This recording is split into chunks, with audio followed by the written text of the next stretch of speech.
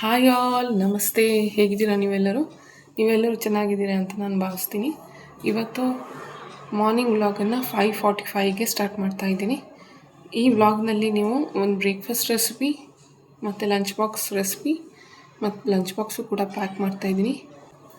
ನೀವೇನಾದರೂ ನನ್ನ channel first time ನೋಡ್ತಾ ಇದ್ದೀರಾ ಅಂದರೆ ನನ್ನ ವೀಡಿಯೋಸ್ ಎಲ್ಲ ನಿಮ್ಗೆ ಇಷ್ಟ ಆಗೋದಾದರೆ ಲೈಕ್ ಮಾಡಿ, ಶೇರ್ ಮಾಡಿ ಮತ್ತು ಸಬ್ಸ್ಕ್ರೈಬ್ ಮಾಡ್ಕೊಳ್ಳಿ. ನಾನು ಇದೇ ಥರದ ಒಳ್ಳೊಳ್ಳೆ ಕಂಟೆಂಟು ತರ್ತಾ ಇರ್ತೀನಿ. ಮಸೂರು ಕಾಳು ಮತ್ತು ಮಂಗಳೂರು ಸೌತೆಕಾಯಿ ಹಾಕಿಬಿಟ್ಟು ಒಂದು ಸಾಂಬಾರು ಮಾಡ್ತಾಯಿದ್ದೀನಿ. ಅದನ್ನು ಕುದಿಸಾದ್ಮೇಲೆ ಇವಾಗ ಸಿಂಪಲ್ಲಾಗಿ ಬೆಳ್ಳುಳ್ಳಿ ಒಗ್ಗರಣೆ ಹಾಕ್ತಾಯಿದ್ದೀನಿ. ಇದು ನಮ್ಮ ಕಡೆ ಗಸಿ ಅಂತೀವಿ ನಾವು. ಮಸೂರು ಕಾಳು ಮತ್ತು ಮಂಗಳೂರು ಸೌತೆಕಾಯಿಯನ್ನು ಹಾಕ್ಕೊಂಡು ಬೇಯಿಸ್ಕೊಂಡಿದ್ದೆ ಕುಕ್ಕರಲ್ಲಿ. ಅದಕ್ಕೆ ಇವಾಗ ಮಸಾಲೆಯನ್ನು ಹಾಕ್ಕೊಂಡಿದ್ದೀನಿ. ಮಸಾಲೆ ಅಂದರೆ ಕಾಯಿ ತುರಿ, ಬ್ಯಾಡಗಿ ಮೆಣಸಿನ್ಕಾಯಿ ಮತ್ತು ಹುಣಸೆ ಹುಳಿ ಇಷ್ಟನ್ನೆಲ್ಲ ರುಬ್ಕೊಂಡು ಇದಕ್ಕೀಗ ಹಾಕಿ ಒಂದು ಒಳ್ಳೆಯ ಬೆಳ್ಳುಳ್ಳಿ ಒಗ್ಗರಣೆ ಕೊಟ್ಟಿದ್ದೀನಿ. ಇವಾಗ ಸಾಂಬಾರು ರೆಡಿಯಾಗಿದೆ, ಅಂದರೆ ಗಸಿ ನಾನೇನು ಹೇಳಿದೆ ಅಲ್ವಾ, ಅದು ರೆಡಿಯಾಗಿದೆ. ಇನ್ನೊಂದು ಸೈಡಲ್ಲಿ ಪಲ್ಯಕ್ಕೆ ಇಟ್ಕೊಂಡಿದ್ದೀನಿ. ಕಡಾಯಿಯಲ್ಲಿ ಎಣ್ಣೆ ಹಾಕಿ, ಎಣ್ಣೆ ಕಾದ ನಂತರ ಒಂದು ಈರುಳ್ಳಿ ಹಾಕ್ಕೊಂಡಿದ್ದೀನಿ. ಚೆನ್ನಾಗಿ ಹುರಿಬೇಕು, ಹಸಿ ವಾಸನೆ ಹೋಗೋವರೆಗೂ ಹುರಿಬೇಕು. ಇವಾಗ ಅದಾದಮೇಲೆ ಒಂದು ಒಳ್ಳೆ ಪಲ್ಯ ತೋರಿಸ್ತಾ ಇದ್ದೀನಿ. ಇದು ಚಪಾತಿ ಜೊತೆಗಂತೂ ಸಖತ್ತಾಗಿರುತ್ತೆ. ಚಪಾತಿ ಅನ್ನಕ್ಕೂ ಚೆನ್ನಾಗಿರುತ್ತೆ, ಸೈಡ್ ಚೆನ್ನಾಗಿರುತ್ತೆ, ಮಾಡಿ ನೋಡಿ. ಇವಾಗ ಈರುಳ್ಳಿ ಫ್ರೈ ಆದಮೇಲೆ ನಾನು ಒಂದು ಟೊಮೆಟೊ ತೊಗೊಂಡಿದ್ದೀನಿ. ಒಂದು ಟೊಮೆಟೊ, 2 ಎಸಳು ಬೆಳ್ಳುಳ್ಳಿ ಇವೆರಡನ್ನೂ ಸೇರಿಸಿ ಹಾಕ್ತಾಯಿದ್ದೀನಿ. ಫ್ರೈ ಮಾಡ್ತಾ ಇರಬೇಕು. ಬೆಳ್ಳುಳ್ಳಿ ತಿನ್ನದೇ ಇರೋರು ಇದನ್ನು ಸ್ಕಿಪ್ ಕೂಡ ಮಾಡ್ಬೋದು. ಬೆಳ್ಳುಳ್ಳಿ ಹಾಕಿದರೆ ಒಂದು ಫ್ಲೇವರೇ ಬೇರೆ ಇರುತ್ತೆ, ಚೆನ್ನಾಗಿರುತ್ತೆ. ಮಾಡಿ ನೋಡಿ. ಇವಾಗ ಉದ್ದುದ್ದಾಗೆ ಹೆಚ್ಕೊಂಡಿರುವಂತಹ ಬದನೆಕಾಯಿಯನ್ನು ಹಾಕ್ತಾಯಿದ್ದೀನಿ. ಬದನೆಕಾಯಿ ನಾನು ಗ್ರೀನ್ ಬದನೆಕಾಯಿ ತೊಗೊಂಡಿದ್ದೀನಿ.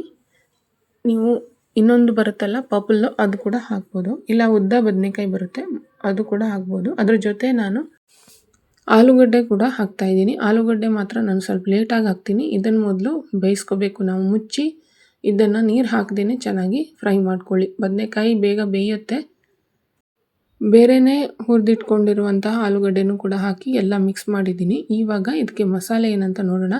ಮಸಾಲೆ ಏನು ಪುಡಿನೂ ಹಾಕ್ತಾ ಇಲ್ಲ. ಇವಾಗ ಮಸಾಲ ಮ್ಯಾಜಿಕ್ ಅಂತ ಬರ್ತಾ ಇದೆ ಅಲ್ವಾ, ಅದನ್ನು ಒಂದು ಸ್ಯಾಶೆಟ್ ಪೂರ್ತಿ ಹಾಕ್ತಾಯಿದ್ದೀನಿ. ಒಂದು ಸ್ಯಾಶೆಟ್ ನಿಮಗೆ ಕಡಿಮೆ ಅಂತೂ ಅನಿಸಿದರೆ ಇನ್ನೊಂದು ಸ್ಯಾಶೆಟ್ಟು ಹಾಫ್ ಹಾಕ್ಕೋಬೋದು.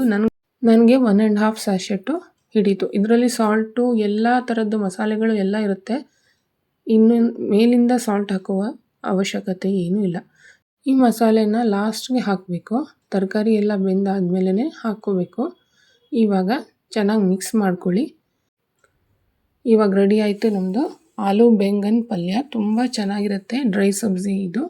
ಚಪಾತಿಗಂತೂ ತುಂಬ ಚೆನ್ನಾಗಿರುತ್ತೆ. ಈವನ್ ರೈಸ್ಗೆ ಸೈಡ್ ಕೂಡ ತುಂಬ ಚೆನ್ನಾಗಿರುತ್ತೆ. ಇವಾಗ ಲಾಸ್ಟ್ಗೆ ನಾವು ಕೊತ್ತಂಬರಿ ಸೊಪ್ಪು ಹಾಕಿ ಈ ಪಲ್ಯವನ್ನು ಮುಗಿಸ್ತಾ ಇದ್ದೀವಿ. ನೀವು ಇದನ್ನು ಖಂಡಿತ ಟ್ರೈ ಮಾಡಿ ಮತ್ತು ನನಗೆ ಕಮೆಂಟ್ಸ್ ಮೂಲಕ ತಿಳಿಸಿ. ಈ ಮಸಾಲೆ ಯೂಸ್ ಮಾಡಿಬಿಟ್ಟು ಬೇರೆ ತರಕಾರಿ ಕೂಡ ಹಾಕಿ ಸೇಮ್ ಇದೇ ಥರ ಪಲ್ಯವನ್ನು ಮಾಡ್ಕೊಬೋದು. ಇವಾಗ ನೋಡಿ ರೆಡಿಯಾಗಿದೆ, ಎಷ್ಟು ಚೆನ್ನಾಗಿ ಬಂದಿದೆ. ಇವಾಗ ಲಂಚ್ ಬಾಕ್ಸ್ ಪ್ಯಾಕ್ ಮಾಡ್ಕೊತಾ ಇದ್ದೀನಿ. ಲಂಚ್ ಬಾಕ್ಸ್ಗೆ ನಾನು ನೀರು ದೋಸೆ ಮತ್ತು ಚಟ್ನಿಯನ್ನು ಹಾಕ್ತಾಯಿದ್ದೀನಿ. ಈ ಬಾಕ್ಸ್ ಆದಮೇಲೆ ನೆಕ್ಸ್ಟ್ ಬಾಕ್ಸ್ಗೆ ನಾನು ಒಂದು ಬೌಲ್ ತೊಗೊಂಡು ಆ ಬೌಲಲ್ಲಿ ರೈಸು ಮತ್ತು ಸಾಂಬಾರು ಮಿಕ್ಸ್ ಮಾಡಿ ನಾನು ಹಾಕೋದು ಯಾವಾಗಲೂ. ನನ್ನ ಮಗನಿಗೆ ರೈಸು ಮತ್ತು ಸಾಂಬಾರು ಕಲಿಸ್ಕೊಳ್ಳೋಕೆ ಗೊತ್ತಾಗಲ್ಲ, ಚಿಕ್ಕವನಲ್ವ. ಹಾಗಾಗಿ ನಾನು ರೈಸು ಮತ್ತು ಸಾಂಬಾರನ್ನು ಮಿಕ್ಸ್ ಮಾಡಿ ಆರಿಸಿ ನಾನು ಬಾಕ್ಸ್ಗೆ ಹಾಕ್ತೀನಿ. ಸೊ ಇದನ್ನು ಮಿಕ್ಸ್ ಮಾಡ್ಕೊತಾ ಇದ್ದೀನಿ. ಸೌತೆಕಾಯಿ ಹಾಕಿದ್ದೆ ಕಾಳು ಜೊತೆ. ಈ ಸಾಂಬಾರನ್ನು ಚೆನ್ನಾಗಿ ಮಿಕ್ಸ್ ಮಾಡ್ಕೊತಾ ಇದ್ದೀನಿ. ಈಗ ಲಂಚ್ ಬಾಕ್ಸ್ ಎಲ್ಲ ಆದಮೇಲೆ ನಾನು ಒಂದು ಒಳ್ಳೆ ಬ್ರೇಕ್ಫಾಸ್ಟ್ ರೆಸಿಪಿ ಕೂಡ ತೋರಿಸ್ತಾ ಇದ್ದೀನಿ. ವಿಡಿಯೋವನ್ನು ಸ್ಕಿಪ್ ಮಾಡದೆ ನೋಡಿ, ಎಂಡ್ ತನಕ ನೋಡಿ. ಕಲಸಿಟ್ಕೊಂಡಿರೋದು ಪ್ಯಾಕ್ ಮಾಡ್ತಾಯಿದ್ದೀನಿ ಒಂದು ಬಾಕ್ಸಲ್ಲಿ. ಅದ್ರ ಜೊತೆ ಪಲ್ಯ ಕೂಡ ಹಾಕಿದ್ದೀನಿ. ಇವಾಗ ಥರ್ಡ್ ಬಾಕ್ಸ್ ಬಂದುಬಿಟ್ಟು ಸ್ನ್ಯಾಕ್ ಬಾಕ್ಸು. ಅದಕ್ಕೆ ನಾನು ರೋಸ್ಟೆಡ್ ಮಕಾನ ಮತ್ತು 2 ಟೋಸ್ಟ್ ಕೂಡ ಇಡ್ತಾಯಿದ್ದೀನಿ. ಇದೆಲ್ಲ ಆಯಿತು ನಮ್ಮ ಲಂಚ್ ಬಾಕ್ಸು. ಇವೆಲ್ಲ ಪ್ಯಾಕ್ ಮಾಡಿಕೊಂಡು ಇವಾಗ ನಾನು ನಮ್ಮ ಮಗನಿಗೆ ರೆಡಿ ಮಾಡೋದಕ್ಕೆ ಹೋಗ್ತಾಯಿದ್ದೀನಿ. ಇವಾಗ ಆಯಿತು ನೋಡಿ 6:45. ನನ್ನ ಈ ಲಂಚ್ ಬಾಕ್ಸ್ ನಿಮಗೆ ಹೇಗೆ ಅನಿಸ್ತು ಅಂತ ನನಗೆ ಕಮೆಂಟ್ ಮೂಲಕ ತಿಳಿಸಿ.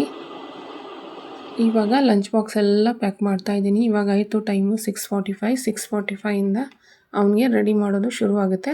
ಇನ್ನೇನು ಅವನಿಗೆ ಬ್ರೇಕ್ಫಾಸ್ಟ್ ಕೊಟ್ಟು ರೆಡಿ ಮಾಡಿ ಡ್ರಾಪ್ ಮಾಡಿಬಿಟ್ಟು ಸಿಗ್ತೀನಿ. ಅದ್ರ ಮೇಲೆ ನಾನು ನಿಮಗೆ ಇನ್ನೊಂದು ರೆಸಿಪಿ ಜೊತೆ. ಎಲ್ಲೂ ಹೋಗಬೇಡಿ, ಸ್ಕಿಪ್ ಮಾಡಬೇಡಿ, ವಿಡಿಯೋನ ಎಂಡ್ ತನಕ ನೋಡಿ. ಇವಾಗ ಒಂದು ಒಳ್ಳೆ ಬ್ರೇಕ್ಫಾಸ್ಟ್ ರೆಸಿಪಿ ಜೊತೆ ಬಂದಿದ್ದೀನಿ. ವೆಯ್ಟ್ ಲಾಸ್ ಮಾಡೋರ್ಗೂ ತುಂಬ ಚೆನ್ನಾಗಿರುತ್ತೆ. ಹೈ ಪ್ರೋಟೀನ್ ರೆಸಿಪಿ ಇದು. ಪರಾಟ ರೆಸಿಪಿ ಮಾಡ್ತಾ ಇದ್ದೀನಿ. ಒಂದು ಬೌಲಲ್ಲಿ ನಾನು ಗೋಧಿ ಹಿಟ್ಟು 1 ಕಪ್ಪು, ರುಚಿಗೆ ತಕ್ಕಷ್ಟು ಉಪ್ಪು, ಅರ್ಧ ಸ್ಪೂನು ಜೀರಿಗೆ, 1-2 ಚಮಚ ಕಡಲೆ ಹಿಟ್ಟು ಮತ್ತು ಕಸೂರಿ ಮೇಥಿ 1 ಸ್ಪೂನು ಮತ್ತು ಕೊತ್ತಂಬರಿ ಸೊಪ್ಪು ಇವಿಷ್ಟನ್ನು ಹಾಕಿ ನೀರು ಎಷ್ಟು ಬೇಕೋ ಅಷ್ಟು ಹಾಕಿ ಚೆನ್ನಾಗಿ ನಾದ್ಕೊಂಡು ಒಂದು 15 ನಿಮಿಷ ಇಡಬೇಕು. ಇವಾಗ ಸ್ಟಫಿಂಗ್ ರೆಡಿ ಮಾಡ್ಕೊಳ್ಳೋಣ. ಸ್ಟಫಿಂಗ್ಗೆ ನಾವು ಹೆಸರುಬೇಳೆನ ಉಪಯೋಗಿಸ್ತಾ ಇದ್ದೀವಿ. ಹೆಸರುಬೇಳೆನ 3 ವಿಷಲ್ ಕುಕ್ಕರಲ್ಲಿ ಕೂಗಿಸ್ಕೊಂಡಿದ್ದೀನಿ. ತುಂಬ ಮ್ಯಾಶಿಯಾಗಿ ಮಾಡ್ಕೋಬಾರ್ದು. ಇವಾಗ ಒಂದು ಪ್ಯಾನಲ್ಲಿ ಈರುಳ್ಳಿ ಮತ್ತು ಜೀರಿಗೆ ಹಾಕಿ ಹುರಿತಾ ಇದ್ದೀನಿ.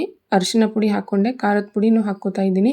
ಇವೆಲ್ಲ ಹಾಕಿದ ಮೇಲೆ ಚೆನ್ನಾಗಿ ಮಿಕ್ಸ್ ಮಾಡ್ಕೊಳ್ಳಿ. ಚಿಲ್ಲಿ ಫ್ಲೇಕ್ಸ್ ಕೂಡ ಹಾಕ್ಕೊಂಡಿದ್ದೀನಿ ಸ್ವಲ್ಪ ಖಾರಕ್ಕೆ ಅಂತ.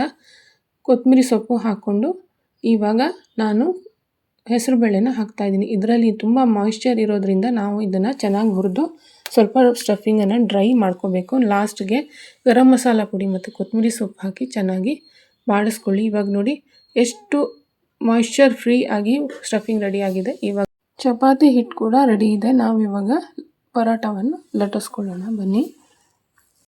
ಚಪಾತಿ ಹಿಟ್ಟಿನ ಉಂಡೆ ಮಾಡಿಕೊಂಡು ಈ ಥರ ಲಟ್ಟಿಸ್ಕೋಬೇಕು. ಯಾವ ಥರ ನೀವು ಪರಾಟ ಬೇರೆ ಚಪಾತಿ ಎಲ್ಲ ಹೇಗೆ ಲಟ್ಟಿಸ್ಕೊತೀರಾ ಅದೇ ಥರ ಲಟ್ಟಿಸ್ಕೋಬೇಕು. ಮಧ್ಯದಲ್ಲಿ ಸ್ಟಫಿಂಗನ್ನು ಇಡಬೇಕು.